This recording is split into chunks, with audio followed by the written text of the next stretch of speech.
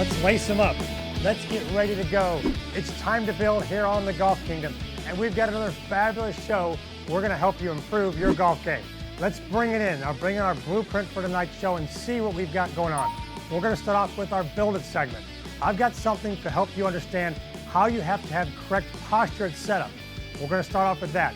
Then I'm gonna jump to pop culture, and tonight, it's Toy Story. Get all your toys out. We're gonna go Toy Story to help your game.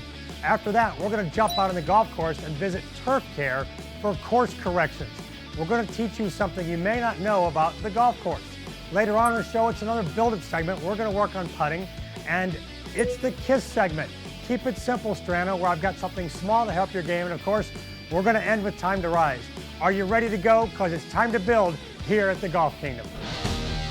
The Golf Kingdom, brought to you by Essentia Insurance, TaylorMade, and Executive Air Conditioning.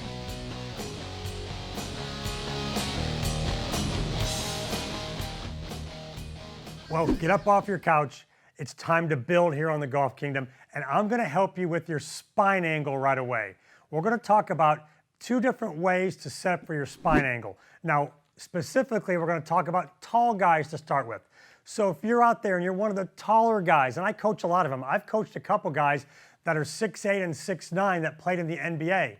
But if you're one of the tall guys, I've got some pictures I'm gonna show you here of spine angles. So everybody's told that in golf setup, you've got to have a straight spine. Well, here's what happens. When you're really tall and you bend over, there's a lot of you to bend over, and you can't get down to the ball, and we can't make clubs that are 3 inches too long. Let's look at a couple pictures of tour players here. They're gonna come up on our screen, and you're gonna see guys come up. This is Matt Kuchar. You can see how his back is a little rounded here in his setup. He's not perfectly straight.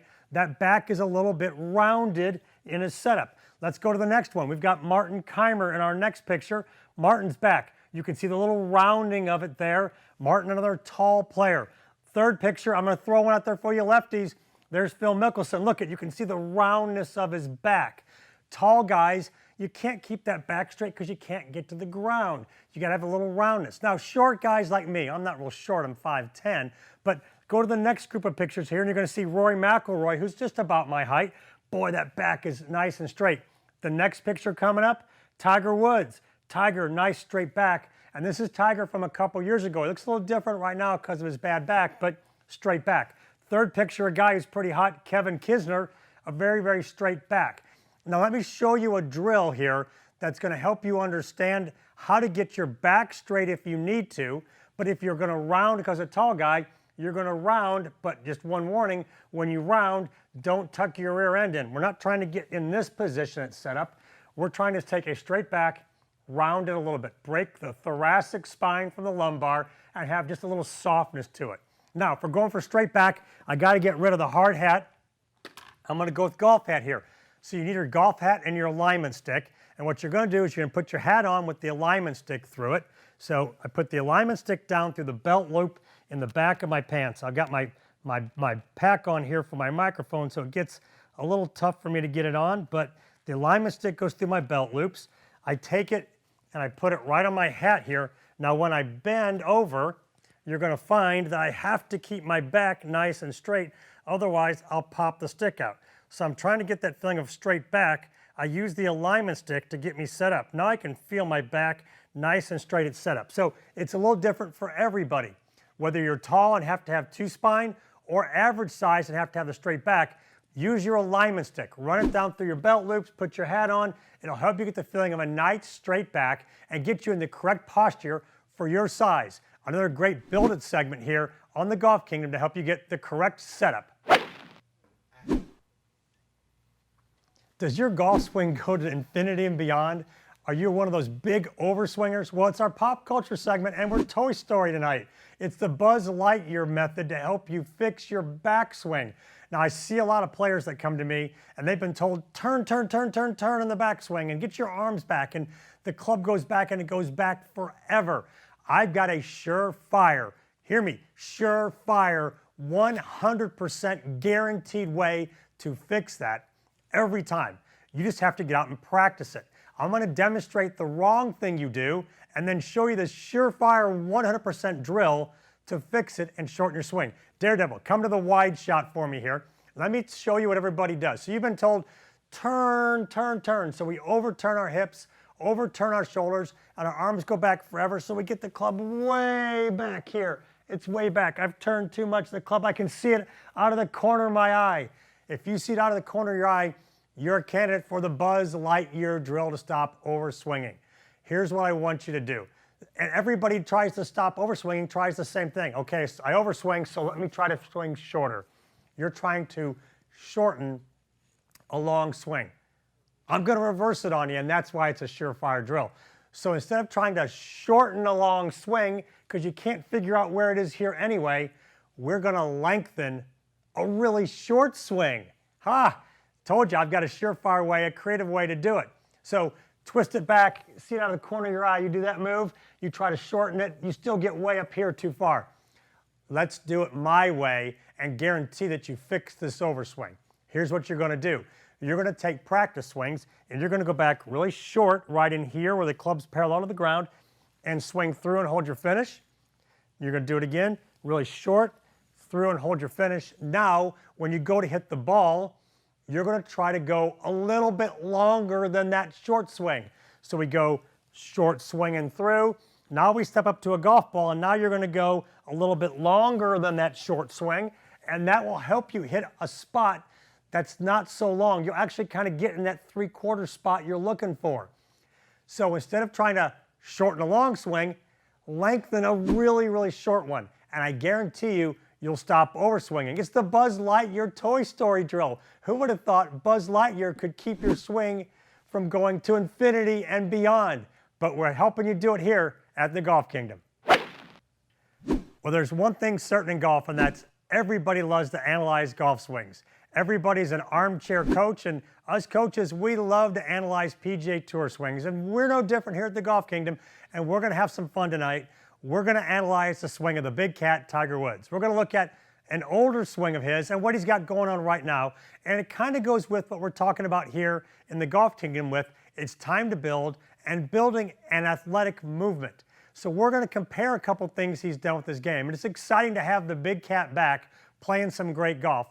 And we're going to kind of take a look at a couple swings here. Now, the move you're going to see right now is one from a couple years ago. And we're going to bring it up on the screen and get it going. And he's going to start back. And what you're going to see as he starts back is that left knee is not going to move back at all. And his head is going to stay dead still.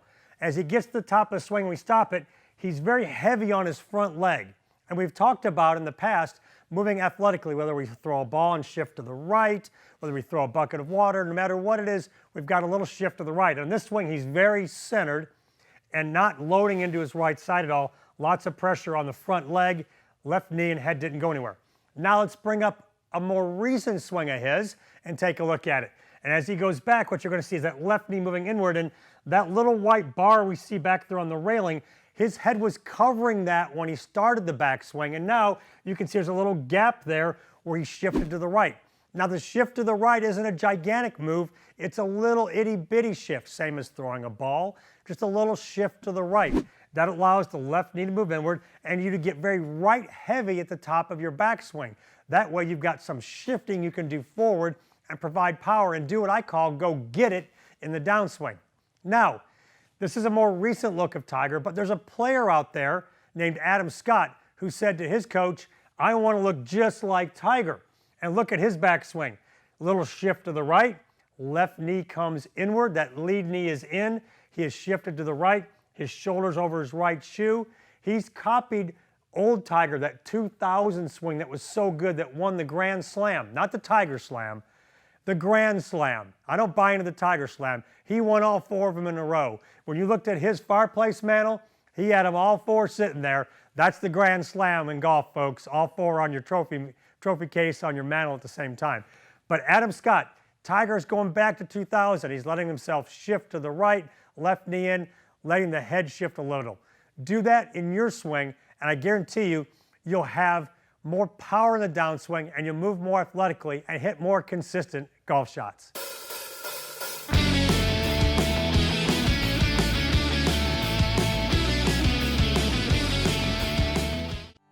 You want a golf tip that will really make this game easier?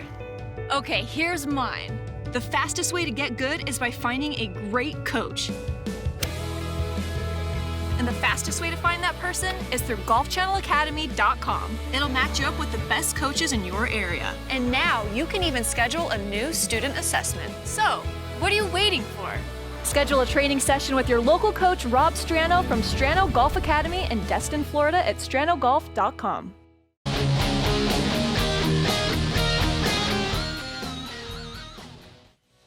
Well, Carl Spackler is one of the most famous assistant greenskeepers of all time. I mean, he hoped to be the head greenskeeper, but he was only assistant. Well, I've got the head of turf care from Kelly Plantation here to do course corrections. Hey, Kevin, what's going on? Kevin, where are you? Hey, Rob, I'm down here. I'm checking out the greens from a close-up standpoint. We just put some fertilizer on them yesterday, making sure the fertilizer prills are working in. We put some growth regulator on them today, and just checking for any leaf spot, any possible insect damage, and that's why I get down and dirty. You can only see so much from 6 feet above. But today, I really want to talk about ball marks, the correct way to repair ball marks. So let's begin. We've actually had an elbow right here, and then we have 2 ball marks. So a superintendent should know better than to put the bony part of your body, knees, elbows, down on the green, because it creates a crater much like a ball mark. As you can see here with my elbow crater, I'm just gently lifting. Okay, gonna stamp it down. Ball mark, when you have a ball mark that leaves the turf intact and in place, all you want to do is get to 3 different sides at least, and just gently lift. You're not looking to destroy the roots. You're just looking to smooth the surface for the next golfer in front of you. And then we'll do this one. And as I just did, do not get down on your knee to repair a ball mark like I just did, because then you'll create another crater. So these are definitely things I have to think about, and sometimes, we get in bad habits ourselves. The ball marks that I truly worry about are the ones that actually dislodge the turf. Might be wet greens, might be soft greens, whatever it might be. We try to keep our greens receptive but firm at the same time. So we look for ball marks that you can almost not see. Still like to find those. So it's part of our job as well as your job to repair ball marks for other golfers and for turf care, so that we don't destroy the roots. But the dislodged ball marks, what you want to do is, instead of lifting up and exposing the dirt, you want to grab where the turf was dislodged and gently pull it back and in place. And that would truly help us out with turf care. Churchy, that was some great stuff for our players out there to help understand how to fix ball marks on the green, because nothing is worse than hitting a good putt and having it hit an old ball mark. So repair yours and repair 1 or 2 more, because that's what you want the players in front of you to do, so you have perfect surfaces to putt on. This has been Course Corrections with my man, Kevin Churchill, the head of turf care from Kelly Plantation. Look for more from him as we learn what's going on the golf course.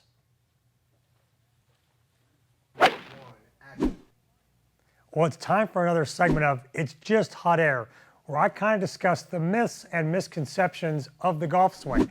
Things maybe you hear from your buddies, or you read, or you watch a video that says, hey, you got to do it this way. And it turns out to be a myth or maybe a misconception. Today we're going to talk about impact. And one thing I hear people say all the time is, well, impact and setup, they're just the same thing. Well, that's a total misconception. That's totally not true. They are completely different, and I want to demonstrate here the difference between the two and how you can learn it and get it right every time. So Daredevil, let's come to the widescreen view. At setup, and I've got a 7-iron here in my hand. At a 7-iron setup, the ball position will be up kind of in the logo of my shirt. Stance nice and comfortable. This is my setup position. I do not swing back and return to setup right here. When I swing back and swing through, I come forward more on my left. My left hip will be an inch or two more forward than it started, and my belt buckle will be open somewhere 25, 30 degrees at a minimum as I get to impact. My right foot will have rolled in, my right heel, my trail heel will be up. So impact looks like this. Set up here, impact there. You can practice this little drill in your mirror at home. Get set up in your normal setup, and then turn your hips forward, lean onto your front leg, let the trail foot come up, and let your hands and shaft and arm line up, straight up the arm right here. Here's the impact position I want to mirror. Practice that at home. It's a misconception that you get back to setup and impact. They're two totally different spots. And be sure to get your air conditioner checked out by visiting my buddies at Executive Air. It's time for us to talk nerdy, where we delve into the science of golf. We're going to take a little deep dive and Urkel out and talk about the center of mass of the golf club. So this little stick has got a whole lot of stuff going on when we swing the club and it moves around us. The forces and the torques and the pressures that our hands are putting on this club make it do all kinds of interesting things. But the center of mass is this golf ball in the club. You can see it. It's not in the center. It's off center from the shaft. And if I put it in the palm of my hand, this is where the club will balance. This is the center of mass of the club. We're going to discuss what does the center of mass do when we start the downswing. We talk about the club shallowing. We talk about it staying behind the hands. We've used the phrase slotting it coming down. We know it can't come down over the top, but what does the science actually tell us this does, and how can I demonstrate it for you? Well, we're going to jump over to the cool white set, and I'm going to show you what the center of mass does in the golf swing. Come on. We've moved to this really cool white set where you can really see what's going on with the center of mass of the club. And the key thing to understand is the direction of the center of the mass is under the line of force of the hands, and we'll use the stick and a video of Bill Haas to show you this move. It's very important in understanding how we get the club in the right spot coming down. Because when the club comes down, it goes up and away as the hands go down and toward. So watch me do this. As I go back, you're going to see me get to the top here. And this isn't a framing error. I want the club to actually move out of the screen. So say it moves out of the screen. So as I start down, the club head is going to go up and away as my hands go down and toward. See it on the screen right there. That move, you can see the center of the mass is behind my hands as this moves up and away. It's totally in line with where we want to slot this club coming down. That's the move we're looking for. We're up here at the top, and now as I come down, the club goes up and away as my hands go down and toward. Watch this video of Bill Haas. You'll see this exact move as he comes out of the top of his swing. The swing's a little long, and I've picked this one specifically to show the club move up and away as his hands move down and towards. And we're talking just a little bit of down and towards with the hands. We're not talking about throwing the hands way out. Think about this little move, practice it and rehearse it in the mirror, and then try to do it real slow with the golf ball. And sooner or later, you'll get the move and hit better golf shots. And this has been your Talk Nerdy Science segment. Let's go fitness at the Golf Kingdom. And as always, we're going to check in with our fitness expert, Leanne at PT Solutions. Hey, Leanne. It's great to be back on the Golf Kingdom. Well, it's great to have you here in the Golf Kingdom. And it looks like you've got a body part in your hands. What are we doing today? What are you going to show us? Does your shoulder feel like it's been ripped apart after a game of golf? Well, we have something for you. What we'll be working on today is some of the rotator cuff strengthening. If you don't have good rotator cuff strengthening or some periscapular strengthening, you'll have decreased power through your swing and decreased control. So this is really important, and we can use this even by using your towel in your golf game. So I want you to take your towel and I want you to stretch it apart, really put some tension on it. And then I want you to work on going all the way up to the sky and all the way back down. what I want you to really feel with this is some of the strengthening through here and the back. So as you go, you're really going to pinch your shoulder blades too. So you're going to pinch your shoulder blades together and then move all the way up. It looks like a really silly drill, but you will feel it soon, and you'll thank me later. I bet we'll thank you later. And you're right, it looks silly, but it also looks really tough. Thanks, Leanne, for that. Thanks again for having me back on the Golf Kingdom. Another great fitness tip from Leanne. And be sure to check out PT Solutions online for all your fitness needs to take care of your rotator cuffs and your golf game.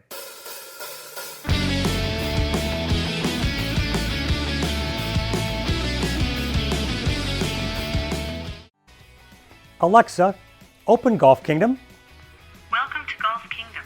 Here's your golf tip of the day. Welcome to the Golf Kingdom. I am your host, Rob Strano, and here is today's Pro Pointer. Alexa, stop. If you want more pro pointers from me via your Amazon-enabled skill at the Golf Kingdom, be sure to go there and enable it. Every day I give you a new tip free with your Amazon-enabled device. So enable the Golf Kingdom and you'll get a tip from me, your host, Rob Strano, every day. Well, it's time for another Build It segment, and we're going to build a better putting setup. And I see a lot of people out there struggle with knowing how to set up to the putter correctly with their bodies, and they're always tinkering with it.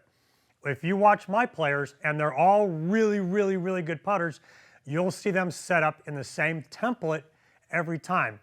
And it's something all the great putters do. I'm going to show you this simple drill to get set up the same way every time. Then we're going to jump over to the big screen, and I'm going to give you examples of great putters that do that. Now, the setup thing, it's real simple. All you have to do is remember 5 short words. Drop, bow, pull, tilt, bend. Say it with me. Drop, bow, pull, tilt, bend. Let me demonstrate this drill for you because it's really simple. You take your putting grip, you hold the putter out, and you point it right at your heart. Your heart's not down here at your belly, it's up here. So the putter's pointed at my heart. I take my hands and I drop the putter head underneath my hands. Real simple, just drop. There's the drop. Now taking your lead wrist and not moving the face around, I'm going to bow it. So drop, bow. Now I'm going to pull my elbows in, keeping them together till they touch my body. There's drop, bow, pull in. The putter will drop and point down towards my belly. Then I'm going to tilt to the right, and then I'm going to bend till the putter hits the ground, then move my feet in position. All together it looks like this. Stand up, do it with me if you want to. Drop, bow, pull, tilt, bend, putter's on the ground, move my feet into position. What you see is lead shoulder up, trail shoulder down, right hip in. I've got a little pressure left. That's the correct way to get into the setup template to putt well. And I call it a template because I see great players doing this. Let's roll on over to the big screen and let me show you a couple of pictures here. We're going to bring up a couple images on the screen here. The first one, Brad Faxon, notoriously one of the greatest putters on the planet. Lead shoulder up, trail shoulder down, right hip in. Drop, bow, pull, tilt, bend. Next picture, you might recognize this guy. That's Tiger Woods from the early 90s and early 2000s in his setup. Lead shoulder up, trail shoulder down, right hip in. Now, what's interesting is you do this already and you don't know it. Watch these pictures now. This is a tap-in position. I call this right foot, 1 foot, because you're on your trail foot, you're up on the toe, and in order to do that, your shoulder will go up and your hip will come in. Look, shoulder up, shoulder down, hip in. One more angle on this. Look at from behind. Lead shoulder up, trail shoulder down, trail hip in. We do this when we tap in the golf ball all the time. You got a little 2-footer, you walk up, you tap it in this way. Hip in, shoulder up, shoulder down. You don't tap in a putt that way. Drop, bow, pull, tilt, bend gets you in the right position, the right template to make more putts. Well, it's time for the KISS segment now. All you ladies out there, you ready for this? Because it's Keep It Simple Strano, K-I-S-S. I've got something real easy to help your setup and make sure you're athletic all the time, and I relate it to sports. if you're a sports fan out there, you hear them say all the time, oh my gosh, this team has had this team on its heels the whole game. Well, when they're on their heels, it's usually a bad outcome. It's usually a blowout score. And I've got my Salted Venture pressure shoes on that are giving us my pressure readings over here that are going to help you understand how to not get to your heels and stay in a proper setup. So let's go to the full screen, and you're going to see me rock into my heels here. Watch the sliding green bars go up and down. You're going to see I'm on my heels now. Nothing in sports ever happens good from your heels. I'm going to rock way into my toes. I don't want to be in my toes. So Daredevil, come back to me now. I'm going to show you what I've been doing. I've been back on my heels. I've been up on my toes. I want to find that center ground, that setup where I feel like I'm pushing down with both feet equally into the ground. Not where I can wiggle my toes too much, and just where I can kind of tap my heels. You want to tap your heels a little bit to be in the right spot to be athletic. This has been Keep It Simple Strano, a kiss way to make sure you're set up athletically every time. That's right, it's time to rise here, and we're going to talk about passion today. We're going to talk about desire. We're going to talk about energy to work. And one thing that I learned as a player is when it comes to working on your game, man, you've got to be ready to go at all times. You've got to be fired up, and you have to have the energy to go not just half a day or a third of the day or 2/3 of the day, but all day long. And there's a story that I learned out on tour of a PGA Tour player that one day sat down on his bag during a round, and his caddy looked at him and said, hey, there's no sitting down on a day's work. I got some pictures here of players sitting on their bag. There's one. Here comes another one of them sitting on their bag. Keep them coming. We've got players sitting on their bags out on tour. Mr. Palmer sitting on his bag. Wait, who's this baby-faced kid sitting on his golf bag? What's he doing in this list? But that caddy said to that player on tour, he said, never sit down on a day's work. When it's time to work, when it's time to go after whatever it is in your life, there's no sitting down. There's going at it 100% full speed all the time. So remember, when you got something you're doing, keep your energy up, keep excited, keep going after it. Don't sit down on a day's work. We had some great stuff tonight to help your golf game on the Golf Kingdom. Be sure to jump over to social media, Facebook, Twitter, Instagram, YouTube, and like our page and follow us there, and you'll see some more great content from the shows. Also, you can go to the golfkingdomtv.com website to see more about the Golf Kingdom and have some more stuff to help your game there. Also, to learn more about me and visit me for golf lessons, check out stranogolf.com. Thanks again for watching. The Golf Kingdom, brought to you by Essentia Insurance, Tailor Made, and Executive Air Conditioning.